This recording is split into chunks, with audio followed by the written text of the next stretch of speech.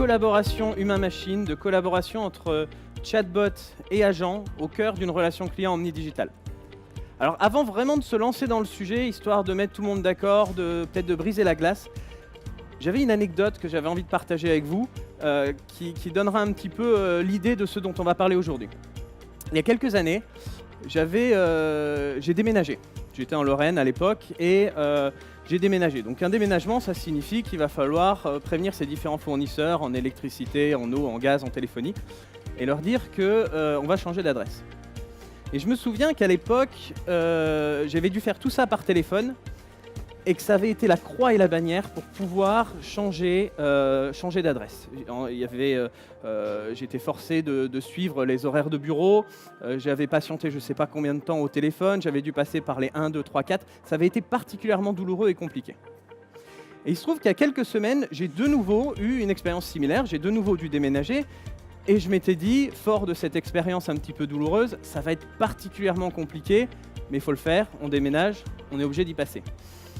Et donc je me suis rendu sur le site internet du fournisseur d'énergie que j'avais choisi. Et je me suis mis à la recherche des instructions pour pouvoir changer d'adresse.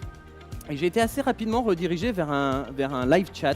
Vous savez, les petites fenêtres dans lesquelles on peut avoir une discussion directe avec un agent.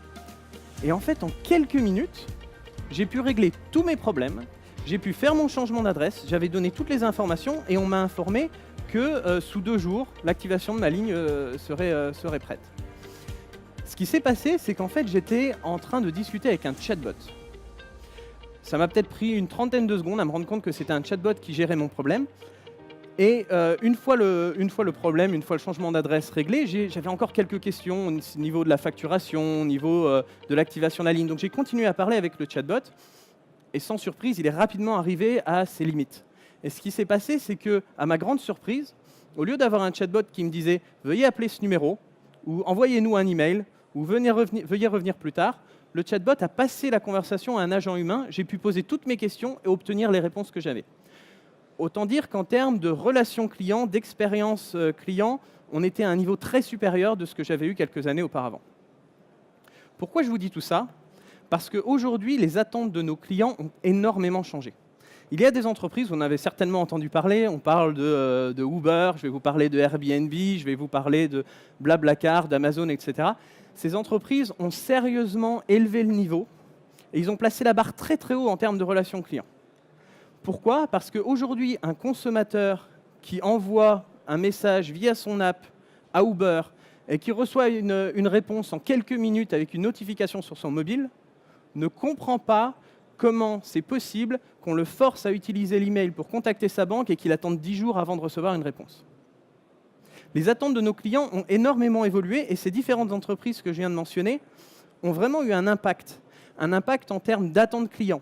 C'est-à-dire que nos clients aujourd'hui, ils attendent à être beaucoup plus écoutés, ils s'attendent à recevoir des réponses beaucoup plus rapides et surtout, ils s'attendent à avoir beaucoup plus de mobile dans la relation client, beaucoup plus de mobile, beaucoup plus de digital dans la relation client qu'ils ont avec les différentes entreprises.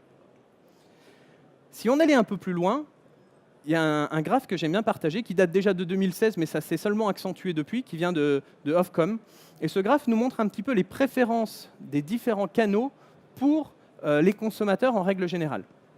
Donc si on regarde le graphe, on voit, et il n'y a rien de très étonnant, que plus on monte dans les générations, plus on va être intéressé par le téléphone et l'email, c'est ce avec quoi on a grandi. Et plus on descend dans les nouvelles générations, plus les canaux privilégiés vont être des canaux de type médias sociaux, réseaux sociaux, ou de type messaging.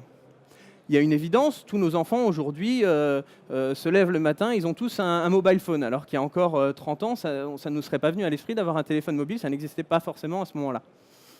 D'ailleurs, si ces canaux sont préférés par les nouvelles générations, il y a une raison évidente. Ces nouveaux canaux, quand on parle de messaging, ont un aspect asynchrone. Asynchrone, ça veut dire quoi ? Ça veut dire que ces nouveaux canaux ne monopolisent pas l'esprit de la personne qui s'en sert. Je vais pouvoir avoir plusieurs conversations en même temps, alors que quand je suis au téléphone, je vais devoir me concentrer sur une unique conversation. On s'en rend rapidement compte de ce graphe si vous vous baladez devant un lycée ou devant un collège, vous vous rendrez vite compte qu'il y a toujours l'aspect social. Les jeunes travaillent toujours en groupe, ils passent du temps ensemble, mais ils sont tous sur leur téléphone. Ils ne sont pas sur leur téléphone en train de parler au téléphone, ils sont sur leur téléphone, ils ont beau être l'un à côté de l'autre, ils vont s'envoyer un WhatsApp, un Messenger, ils vont parler via Facebook, via Twitter, via Snapchat. Un exemple peut-être plus concret, c'est si vous regardez vos propres collègues. Je ne sais pas si vous avez des millennials dans votre bureau, dans vos bureaux respectifs, mais en regardant un petit peu ces nouvelles générations, on se rend compte qu'ils préféreront largement envoyer un email, un SMS, un WhatsApp, un Messenger, plutôt que de devoir décrocher le téléphone pour régler un problème. Les nouvelles générations ont des canaux assez différents auxquels ils tiennent. La problématique qu'il y a derrière ça, c'est que les entreprises doivent maintenant s'adapter à ces nouveaux canaux. Si les jeunes préfèrent utiliser des canaux de messaging ou des canaux de réseaux sociaux, c'est là-dessus qu'on va pouvoir communiquer avec eux. Et les forcer à passer sur des canaux plus traditionnels, type email et téléphonie, va seulement les encourager à aller voir la concurrence. Nous, chez Dimelo, on a une conviction. Notre conviction, c'est qu'il faut arrêter de parler d'omnicanal et parler d'omnidigital. Alors, pourquoi omnicanal, pourquoi omnidigital? Omnicanal, ça signifie avoir un certain nombre de canaux. Omnidigital, ça signifie avoir un certain nombre de canaux, mais se dire que les canaux ne comptent plus. Un client, aujourd'hui, espère avoir exactement la même expérience client, quel que soit le canal qu'il choisit. C'est-à-dire que le consommateur, aujourd'hui, ne veut plus se dire « j'ai une question complexe, je vais envoyer un email. J'ai une question rapide, je vais envoyer un tweet. J'ai une question pour laquelle j'ai besoin d'une réponse très rapide, je vais appeler au téléphone. » Le consommateur, aujourd'hui, souhaite pouvoir obtenir la même expérience client, quel que soit le canal qu'il choisit. S'il est sur son laptop, il va peut-être utiliser l'email. S'il est sur son mobile, il va peut-être utiliser Messenger. Il veut que ce soit pratique pour lui. Il ne veut plus avoir besoin de suivre les règles dictées par l'entreprise de l'autre côté du canal. Et juste pour finir sur ce chapitre, une petite anecdote. Je ne sais pas, vous avez tous ici dû entendre parler, on en a parlé en long, en large et en travers, de Cambridge Analytica. Toutes ces histoires avec Facebook. Les médias en ont beaucoup parlé, mais ils ont parlé uniquement d'une toute petite partie du problème. Ils ont parlé des données privées, de l'utilisation des données privées. Ce qu'on a oublié de mentionner, c'est la partie cachée de l'iceberg. C'est que ces changements, ce problème qu'il y a eu au niveau Facebook, ça n'a pas seulement eu un impact sur le consommateur, ça a eu un impact aussi sur les entreprises. Peut-être que certains d'entre vous s'en sont rendus compte. Immédiatement après cette histoire Cambridge Analytica, Facebook a changé ses règles. Il a changé ses termes et conditions et ils ont également changé l'accès aux API. Ça veut dire quoi? Ça veut dire que pour de nombreuses entreprises, elles ont pu perdre l'accès à leurs canaux. Mais il faut garder à l'esprit que Facebook, ce n'est pas seulement Facebook. Facebook, c'est la plateforme Facebook, mais c'est également Messenger, c'est également Instagram, c'est également WhatsApp. Une entreprise qui possède autant de canaux, le jour où elle décide de changer les règles, vous risquez de perdre accès à de nombreuses choses. Si une entreprise ferme ou si elle change les règles d'accès, c'est toute votre relation client qui peut s'en retrouver dans une situation difficile. C'est pour ça que nous, quand on parle d'omnidigital, on dit qu'il faut vraiment avoir un ensemble de canaux différents, de manière à ne pas dépendre d'une seule entreprise et prendre des risques là-dessus.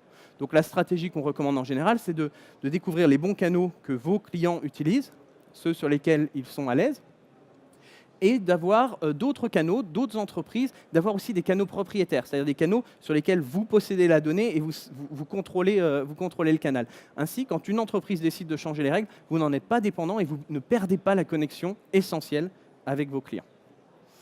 Avant de continuer, moi j'aimerais bien parler d'un autre sujet, parce que quand on a bien choisi ces canaux et qu'on sait exactement ce qu'on va faire, il y a quand même une autre problématique, et à mon avis chacun la verra dans sa propre entreprise. La problématique suivante, c'est les silos.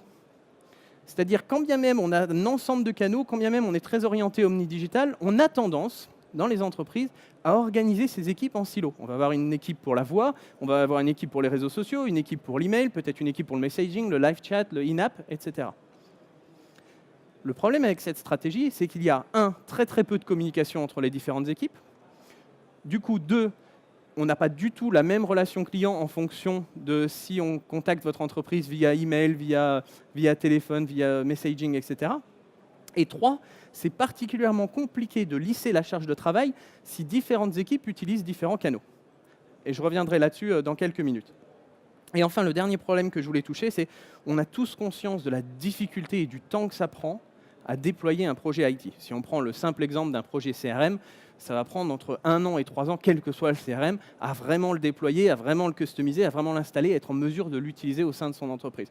Donc ça peut faire peur quand on parle de plateforme de gestion des relations clients, quand on parle de chatbot, on peut se dire, ça y est, je viens d'en prendre pour 3 ans, on lance le projet, mais on ne sait pas qui verra le bout du tunnel.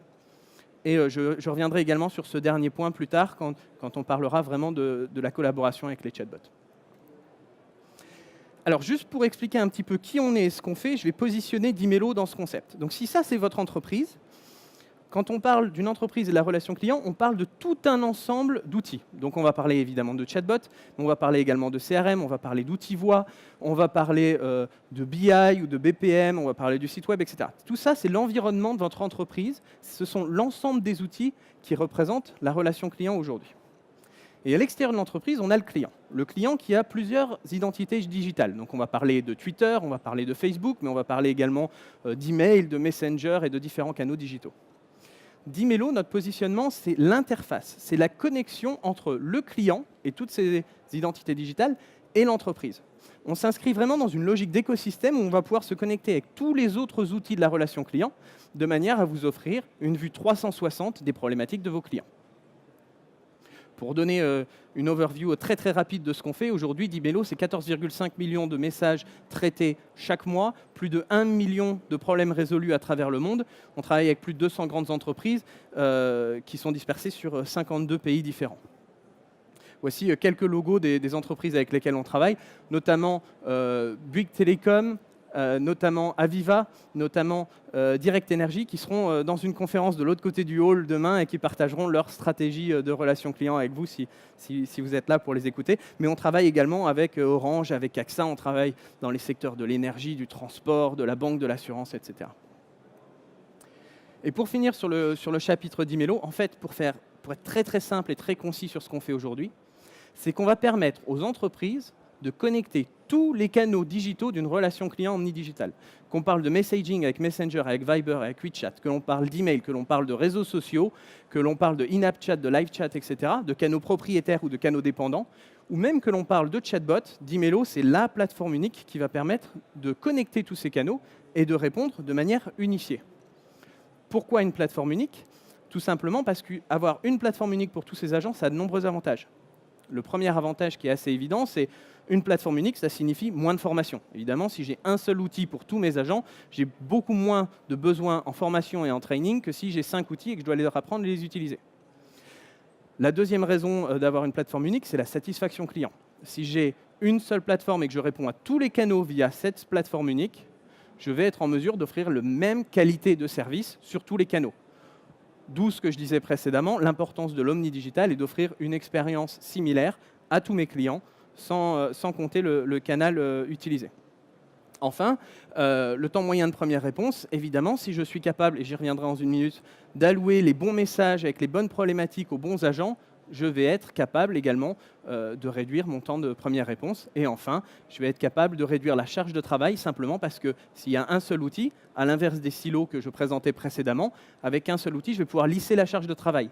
Si j'ai beaucoup plus de messages sur Twitter que j'en ai par email, je vais pouvoir rapidement dire à mes équipes qu'il y aura plus de personnes sur Twitter que par email et changer la vapeur au moment où différents canaux ont plus d'importance que d'autres. Ce que je ne peux pas faire quand c'est siloté et quand j'ai différents outils qui s'en chargent. Alors comment ça fonctionne? Je parlais il y a une seconde d'allouer les messages de manière automatique et intelligente.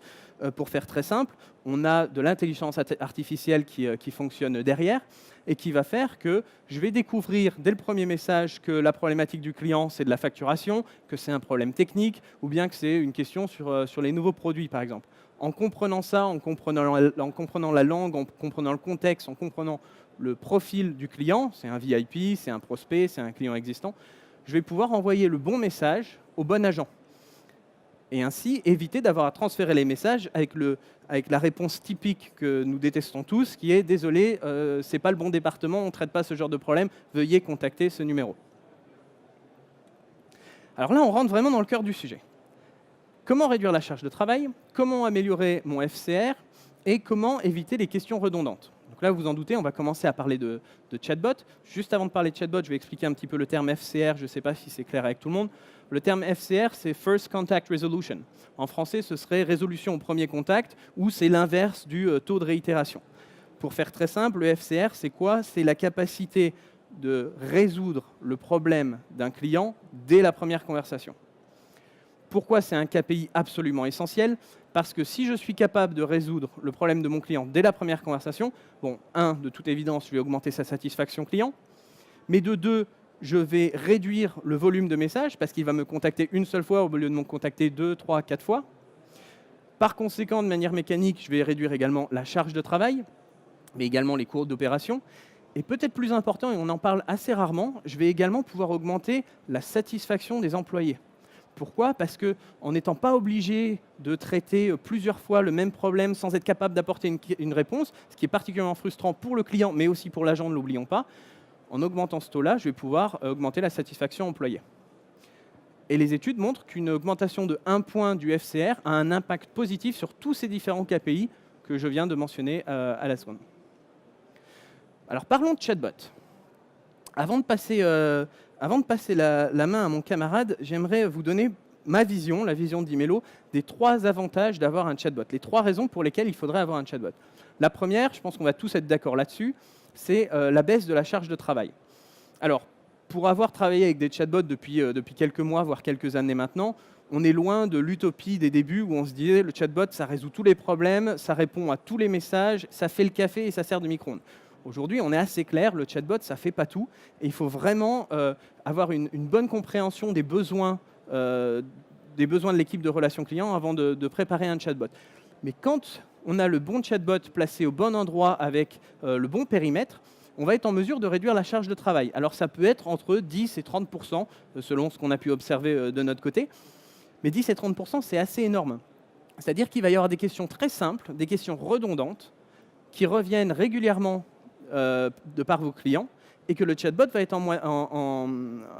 capable de gérer. Ça veut dire une baisse de 30% de la charge de travail pour vos agents. Le deuxième point particulièrement intéressant, c'est la récupération d'informations. Si on dit, par exemple, que 30% des messages seront traités directement par le chatbot, ça signifie qu'il reste encore 70% des messages qui ne seront pas gérés de manière autonome par le chatbot. Malgré tout, ces messages passeront par le chatbot. Et le chatbot aura une fonction dans laquelle il va être capable de récupérer de l'information, de manière à ce que quand la conversation passe à un agent humain, l'agent humain a déjà une compréhension du contexte, de la problématique, du profil du client. Donc il a toute cette information que lui ne va pas avoir besoin d'aller rechercher. Ça évite de reposer les mêmes questions au client, d'où la frustration. Et encore une fois, ça réduit de nouveau la charge de travail parce que l'agent humain est dans un contexte où il a déjà une compréhension de la problématique. Et enfin, alors là, on n'en parle quasiment jamais, de mon point de vue, le chatbot, c'est une vraie valorisation du rôle de l'agent. Alors pourquoi je dis ça? J'ai lu juste hier, je ne sais pas si vous avez reçu l'email, un email de la FRC qui partageait une étude récente qui dit que 9% des dirigeants en France aujourd'hui pensent que le chatbot va tuer l'emploi chez les agents. Et 42% sont beaucoup plus positifs et se disent que le chatbot, ça va vraiment être une révolution et que ça va avoir un impact très positif sur les agents et sur la relation client. Moi, ce que je vois aujourd'hui, c'est que le chatbot n'est pas en mesure de remplacer les agents. Il y a tout un côté réconfort du client, il y a toute une partie compréhension de problèmes humains, compréhension de questions complexes que le chatbot n'est pas en mesure de gérer. Par contre, le chatbot va prendre toutes les questions redondantes, ces questions à très faible valeur ajoutée, il va pouvoir s'en occuper de manière à donner une grande valeur ajoutée à l'agent qui, au lieu de gérer les mêmes questions encore et encore et encore, va pouvoir avoir un challenge intellectuel beaucoup plus intéressant et donner plus de valeur à son travail au quotidien. Maintenant, je vais laisser la main à Pierre-Édouard Libre qui vient de Recast et qui va nous expliquer un petit peu sa vision du chatbot. Je laisse ton clicker. Merci. Donc, bonjour à tous. Donc, moi, c'est Pierre-Édouard. Vous pouvez tous m'appeler PE, comme mes parents. Juste un petit slide de présentation de Recast pour ceux qui ne connaissent pas. Recast, ça a été cofondé par 4 personnes. Donc dans l'ordre, Yasmine, Julien, Patrick et Paul. Yasmine, Julien et Paul viennent de l'école 42 comme 8 autres personnes de Recast. Et Patrick est un entrepreneur aguerri. Donc ils ont cofondé Recast en septembre 2015. Donc ça fait 2 ans et demi qu'on existe. On est maintenant 25 personnes basées à Paris. Il y a un peu plus de 80% de l'équipe qu'on va dire, qui a un background très tech ou très ingé et très maths. Et donc on vient de se faire racheter par SAP en janvier 2018, donc c'est une belle success story pour nous. Et notre métier à nous, c'est d'être spécialisé dans ce qu'on appelle le Natural Language Processing. Donc c'est une technologie qu'on appelle de compréhension de langage naturel qui permet d'extraire des informations importantes dans des phrases pour qu'après vous puissiez faire quelque chose. Et depuis 2 ans, du coup, on travaille avec un peu plus d'une vingtaine de clients. On a 3 secteurs où on est assez fort. Le premier, c'est telco. On va en parler dans quelques instants. Et après, on a pas mal d'assurances, pas mal de utilities. Et le reste, c'est un peu plus faible, on va dire. Voilà pour la présentation, en tout cas, de Recast et de l'histoire de Recast. Sur la plateforme en elle-même, donc le job de Recast, en fait, c'est de mettre à disposition des développeurs et des entreprises une plateforme, on va dire, qui est adossée à 4 piliers. Le premier pilier, donc, c'est le train. Le Natural Language Processing, c'est faire du machine learning adossé au langage naturel. Donc, pour faire du machine learning, il faut des data et donc il faut entraîner votre bot à comprendre comment vos clients vont s'exprimer. Alors, une fois qu'on a fait ça, on passe sur le deuxième outil qui s'appelle le Builder, donc le bot Builder qui permet de construire les conversations que votre chatbot va avoir avec vos clients. Donc, grosso modo, c'est juste un outil graphique de modélisation des parcours clients que vous allez avoir. Enfin, ça Julien en a parlé, c'est le connector. A priori, votre bot, il faut qu'il soit connecté à des canaux de communication, sinon vous n'allez pas pouvoir discuter avec vos clients. Et donc là, on a 2 types de canaux, on va dire les canaux frontaux avec qui vos clients vont pouvoir directement discuter. Ça peut être Messenger, ça peut être, je sais pas, alors WhatsApp, c'est pas vraiment ouvert, mais je sais pas, WeChat si vous êtes en Chine, ce genre de choses, ou un web chat sur votre site web. Et après, il y a les canaux qu'on appelle de fallback, qui sont quand le bot ne comprend pas où est-ce que j'emmène la conversation. Donc c'est là où des outils comme Dimelo interviennent, même si Dimelo peut tout faire là-dedans. Et enfin, on a le dernier outil qui s'appelle le Monitor, qui vous permet de monitorer votre bot, d'avoir des insights sur la conversation. C'est exactement la même chose qu'avoir un SEO sur votre site web. Si vous n'avez pas d'infos et si vous n'avez pas de données, vous n'allez pas savoir ce qui se passe et vous n'allez pas savoir l'améliorer. Donc on vous fournit cet outil qui vous permet d'obtenir des analytics sur votre conversation. Donc voilà, ça c'est la plateforme Recast. Et on dit qu'elle est collaborative parce que vous pouvez, par bot, ajouter des collaborateurs, travailler à plusieurs. Je ne sais pas si un certain nombre d'entre vous est familier avec la plateforme GitHub, qui est une plateforme pour développeurs de partage de code. C'est très similaire. Vous pouvez dupliquer des bots, vous pouvez les mettre en public, vous pouvez réutiliser des briques existantes. Donc c'est un peu le mindset qu'il y avait derrière cette plateforme qui est très 42 comme 3 sur 4 des cofondateurs et la moitié de l'équipe maintenant. Donc pour pallier à on fait des bots chez Recast, en tout cas on met une plateforme à disposition des gens pour faire des chatbots. Vous pouvez faire n'importe quel type de chatbot, la technologie n'est pas limitée en termes de cas d'usage. En revanche, chez Recast, nous on a décidé de se spécialiser dans le customer support parce que c'est là où on voit qu'il y a beaucoup de ROI à générer et on vous en parlera après dans les 3 slides qui vont suivre, dans les slides qui vont suivre juste après. Mais du coup, l'offre de Recast est centrée autour de 3 sortes de produits. Donc la première chose, c'est la technologie de Natural Language Processing ou Natural Language Understanding qui est accessible via API. Donc vous pouvez consommer pour comprendre le langage naturel. La deuxième brique, du coup, c'est cette plateforme de bout en bout qui vous permet de construire des bots de A à Z et de les déployer. Et enfin, on a une troisième solution qu'on a fait sur certains secteurs, certaines industries, où on est capable de packager des bots parce que vous allez vous exprimer pareil. Un exemple que j'aime bien donner, c'est si vous êtes dans le retail, a priori que vous soyez, je sais pas, Chanel, Amazon ou Carrefour, si vous dites il est où mon colis, vous allez le dire pareil, quoi, ça ne va pas changer. Donc c'est des cas d'usage où en termes sémantiques, on peut packager et pré-entraîner parce que ça ne va plus jamais bouger. Et après, on va pouvoir les déployer très vite chez le client. Donc c'est des bots très simples. Est-ce que tu peux peut-être nous parler un petit peu de microbots ? Alors, excellente idée, Julien. Donc les microbots, c'est un truc que j'aime beaucoup. C'est ce que Julien expliquait. C'est un bot, on ne fait pas un Terminator ou un HAL 9000. Okay, c'est pas possible.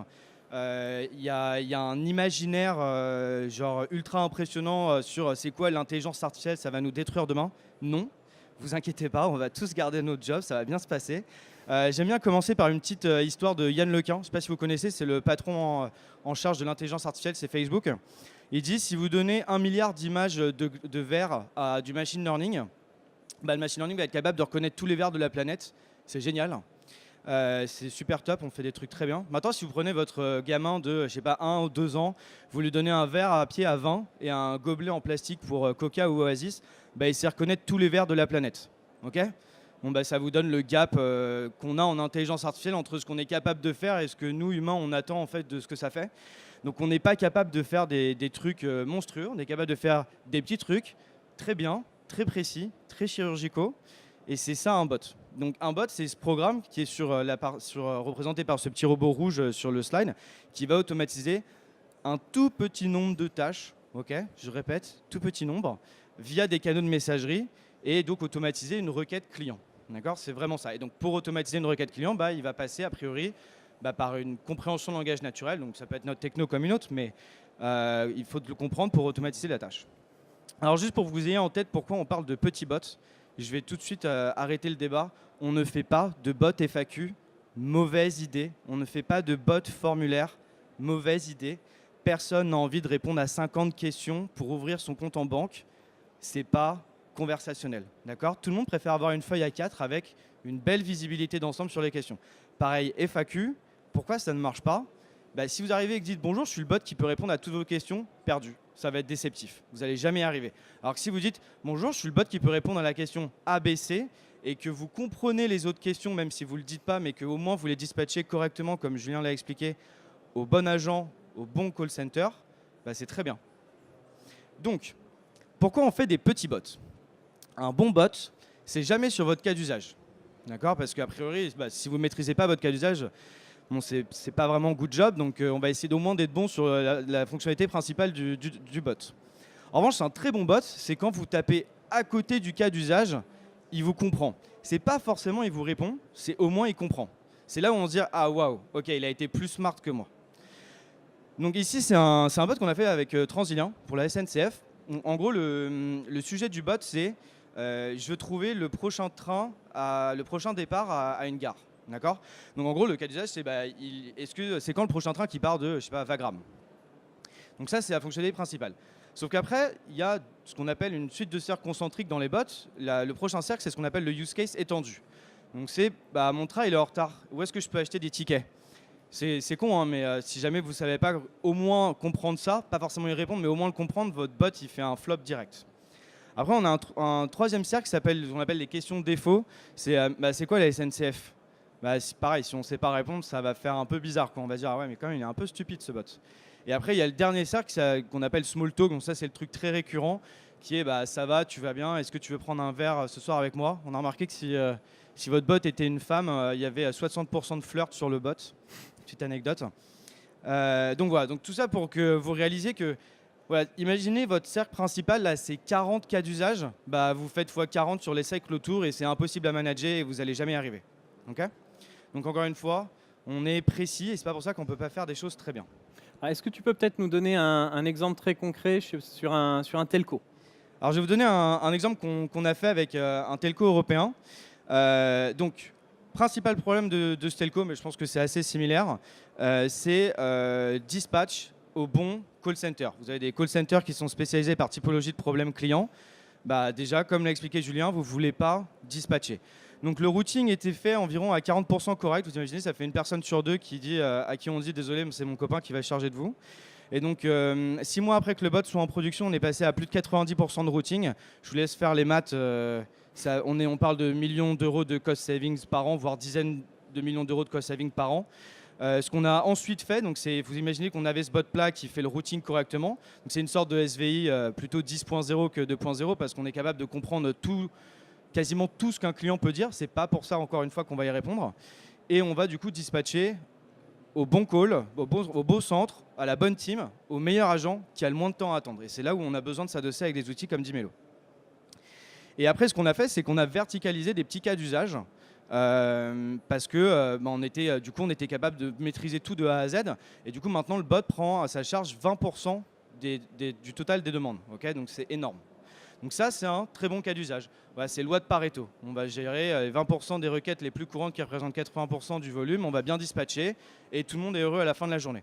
Juste un petit truc, encore une fois, pour que vous ayez en tête. Je rabâche ça énormément, mais vous êtes un telco, peut-être que 5% de vos appels par an, c'est des simlocages de carte SIM. Si vous faites juste le bot qui demande un code PUC et qui va le matcher en base, c'est un truc qui se fait aller. En une semaine, on a fait ça. Vous avez supprimé 5% de vos calls. C'est suffisant. C'est très bien.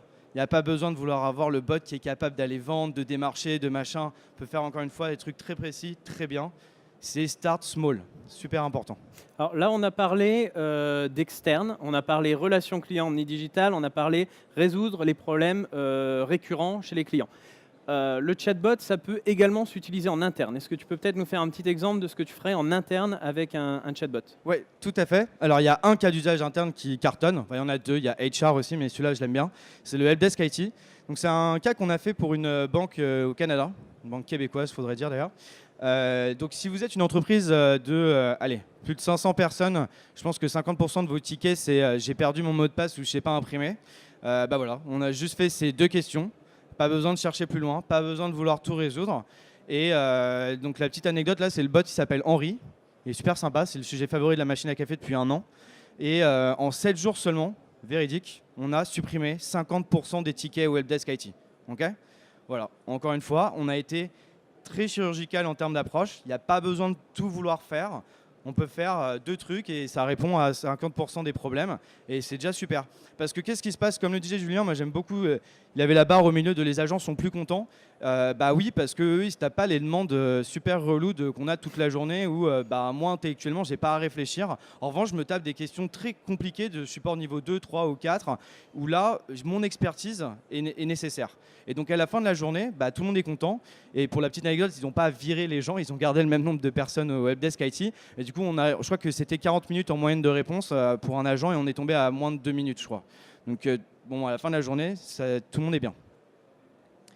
Alors je vais vous présenter juste un dernier cas qui est assez rigolo. Celui-là, on peut le faire qu'en Suisse, mais c'est fun quand même. Donc en Suisse, vous pouvez changer de mutuelle qu'entre octobre et novembre. Alors ça a pour effet d'avoir 300% de demandes en plus sur votre customer support sur ces 2 mois. Et qu'est-ce que ça fait 300% de demandes en plus? Ça fait que vous embauchez 300% de personnes en plus pour subvenir aux questions. Sauf qu'en fait, les seules questions que vous avez sur ces 300%, c'est comment je résilie mon contrat, comment je souscris un nouveau contrat ou comment je modifie mon contrat. Pareil, on a fait exactement ça. On a fait un bot qui s'appelle Easy. C'est pour Groupe Mutuel. C'est une petite mutuelle suisse qui fait 5 milliards de chiffre d'affaires parce que c'est suisse. C'est assez rigolo. Et donc, on gère que ça. Et ça permet à Groupe Mutuel de ne pas avoir à embaucher 300% de personnes en plus pendant 2 mois. Imaginez, vous êtes à 100 pendant toute l'année, vous faites 600 en plus, vous avez fait quasiment 100% de personnes en plus sur l'année. Quand même assez embêtant. Et donc, c'est un super avantage compétitif. Donc, voilà pour les 3 use cases. Encore une fois, j'ai l'habitude de dire à nos clients, on s'en fout de votre cas d'usage. C'est pas le sujet. La question qu'on va vous poser et qui est importante que vous vous posiez aussi, c'est quoi le ROI que vous cherchez à atteindre à la fin de l'année? Et ça va scoper votre projet. Et parfois, on peut faire 2-3 petits trucs et ça va avoir énormément d'impact.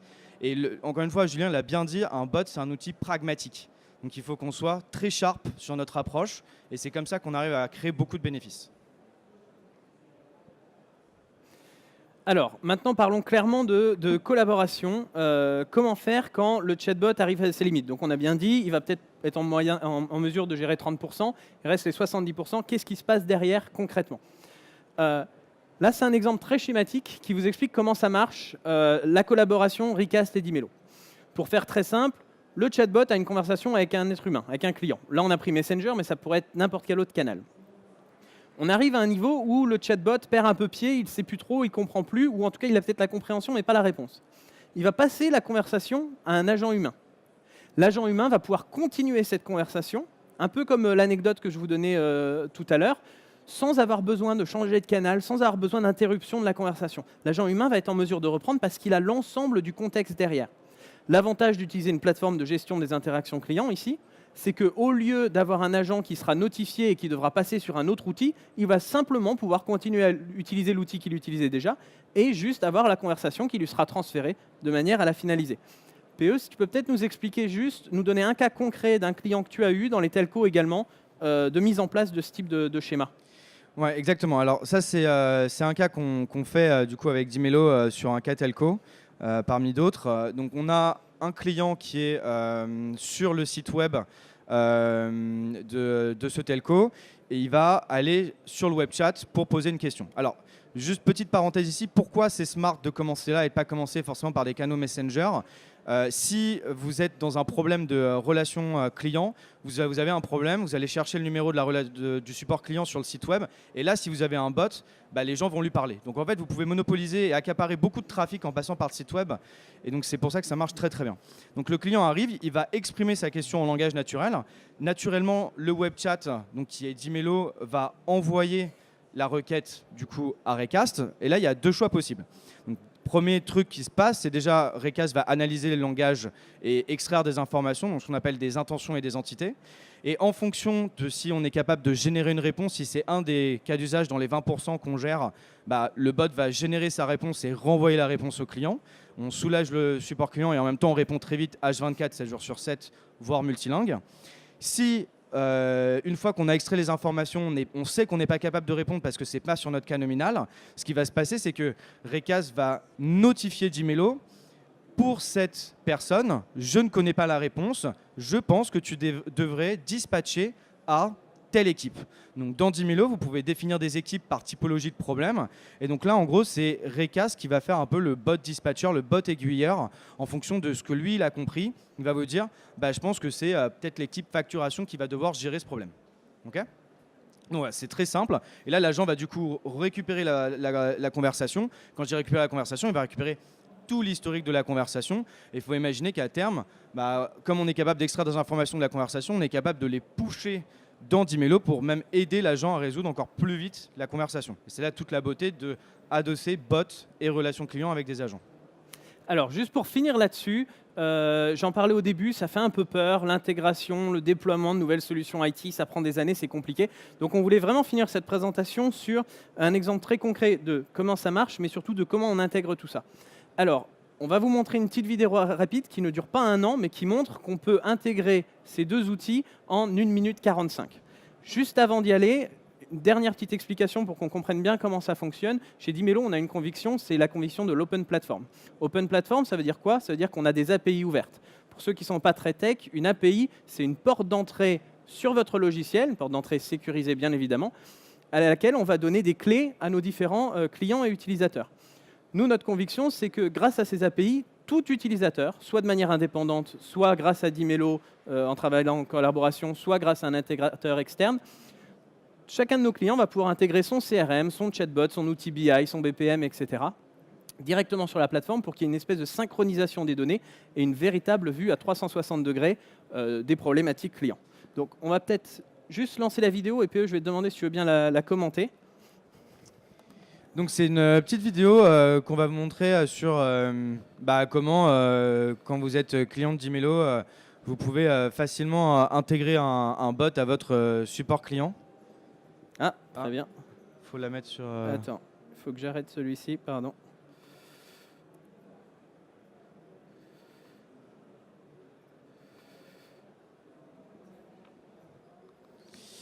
Nickel. Alors, donc c'est relativement extrêmement simple, surtout si vous êtes développeur. Donc là, vous êtes on va dire dans le front de Recast, donc sur la plateforme Recast.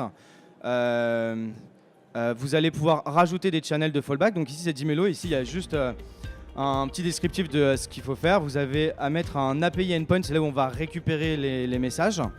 Et là, après, on va aller dans Dimelo.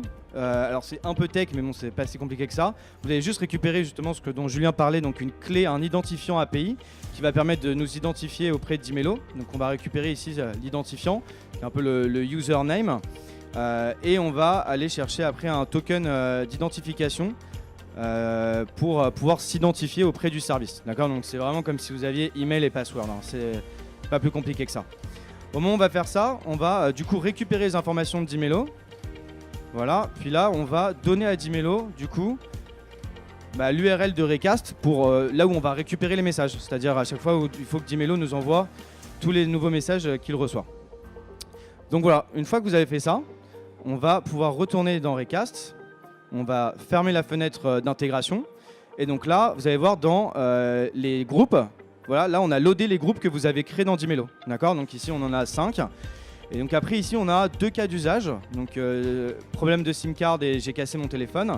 Et on va dire que pour ce qui est problème de SIM card, on va redispatcher vers le groupe humain. Et pour Broken Phone, on va rien faire, on va laisser. Donc là ici on a un client qui dit hello bot. Qu'est-ce qui se passe? Là le bot sait répondre. Donc on va aller dans les pupitres et on va récupérer, on va voir qu'on a un nouveau message. Donc dans le bot message et que ici le bot a répondu tout seul parce que hello ça fait partie d'un truc qui s'est géré, il n'y a pas besoin de dispatcher vers un agent. En revanche ici on va exprimer que j'ai perdu ma SIM card. Donc ça on rentre dans un truc que le bot ne sait pas gérer et qu'on va directement dispatcher un agent. Et donc là vous voyez que dans les nouveaux messages, moi PE j'ai reçu la notification qu'il fallait que je prenne en charge ce message parce que le bot ne savait pas le faire. Voilà, c'est super simple, hein. Vous voyez là on l'a fait, et encore je l'ai fait lentement pour que ça se voit la vidéo, mais on peut se faire en quelques secondes. Donc c'est vraiment